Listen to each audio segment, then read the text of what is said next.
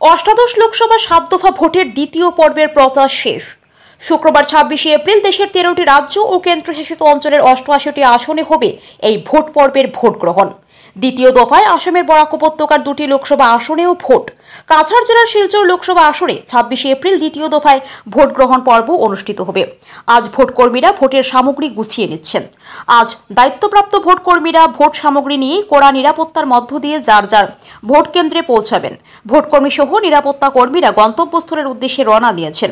শিলচর লোকসভা আসনের অন্তর্গত লক্ষ্মীপুর বিধানসভা সমষ্টিতে 195টি বুথ কেন্দ্র রয়েছে।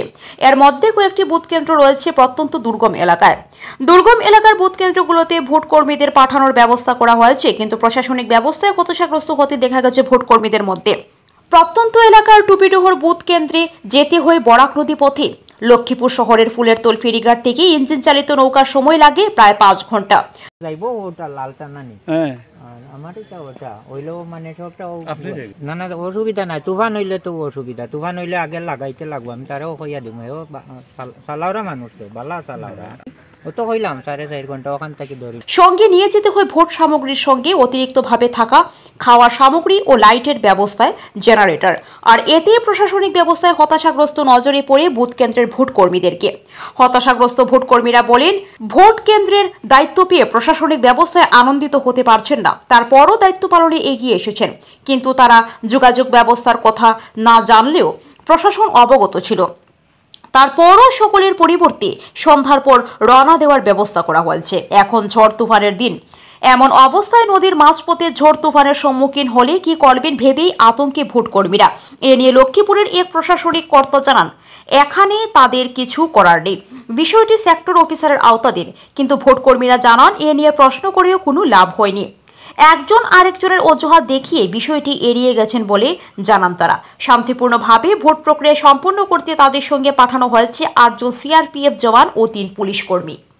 146 টুকিদর মার এলপি স্কুল না ওকে ও তো আগে এর আগেও যাওয়া উচিত আছে, কিন্তু তো বহুত দূর। তো এখান থেকে বলে 200 কিলোমিটার, জানি না ঠিক, আমি একজাক্ট ইয়েটা জানি না, তো কিলোমিটার পাওয়া হয় না। এখান থেকে 200 কিলোমিটার মানে নিয়ার অ্যাবাউট 4 আওয়ার্স লাগে যায়। এখানে মেটেরিয়াল কালেক্ট করতে করতে বেরিয়ে গেছে, অনেক মেটেরিয়াল এখানে পুরো হট করছে। নেওয়া গিয়া ঠিক করতে লাগবে, ইয়ে করতে লাগবে, অনেক কাজ আছে। ম্যানেজমেন্ট আরও ভালো লাগলে, অনেক যা কষ্ট এটা মানে হন না, এটা আরও বেটার হওয়া দরকার আছে। কষ্ট আমারও পাও ভাঙ্গা তাইনো অনেক এই যে সেকেন্ড টাইমে অনেক এই যে আমার পাও ভাঙ্গা এটা লইয়া যে হেরাও যায় যে কত দূর। এটা আগে থেকে যারা দূরের এরারে যদি ছাড়া হয়ে যেত, দূরের যারা এরারে যদি ছাড়া হয়ে যেত তে আরও বেটার আছে। মানে মোস্ট ইন্টেরিয়র জায়গা এগুলারে আগে মেনে সরি আগে ছাড়ি দিলে ওটা বেটার আছে। এটা তো করতে লাগবে, যদি সব থিং রিমেইনিং সেম থাকে, কনস্ট্যান্ট থাকে, তখন তো ভালো লাগবে। নাইলে তো খেরোরই এটা ইয়ে হইতো না, মানে এটা উৎসব হিসাবে বানাইতে পারতো না। উৎসবের মতো বানানির মতো একটা ইয়ের পরিবেশ দিতে লাগে। এটা মোটামুটি এভারেজ, বর্ডার লাইন এভারেজ করা যায়।